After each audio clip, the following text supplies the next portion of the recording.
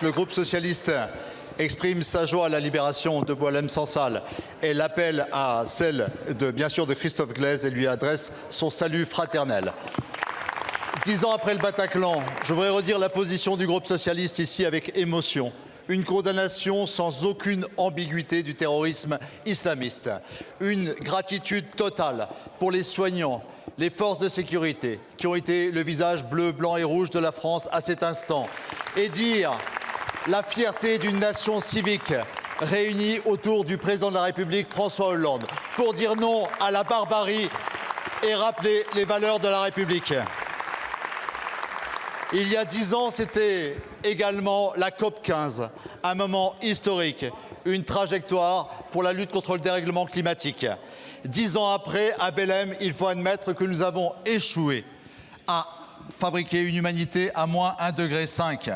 Et je veux le rappeler ici, la force d'une nation, ce n'est pas seulement son unité, c'est sa cohérence entre sa parole et ses actes. Nous sommes aujourd'hui incohérents lorsque nous engageons à travers le président de la République un Mercosur qui peut détruire entre 100 et 500 millions de tonnes de CO2 par la destruction de la prairie de nos éleveurs et de l'Amazonie. Nous sommes incohérents lorsque nous divisons par deux l'aide publique au développement, contrairement à tous les engagements pris dans la loi de 2021 que nous avons engagés ensemble.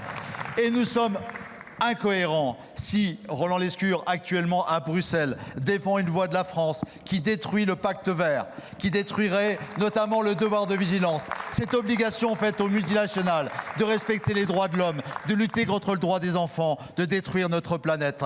Avec clarté, je voudrais que, Monsieur le Premier ministre, vous puissiez nous répondre. Est-ce que la France, alors que le Parlement va se prononcer demain, à la veille du trilogue, est-ce que la France est engagée, oui ou non, pour que la responsabilité civile reste la règle du droit des multinationales? Est-ce que vous choisissez la responsabilité ou l'impunité pour ceux qui ont le pouvoir économique? Est-ce que vous choisissez une Europe du droit et de la justice dans la mondialisation?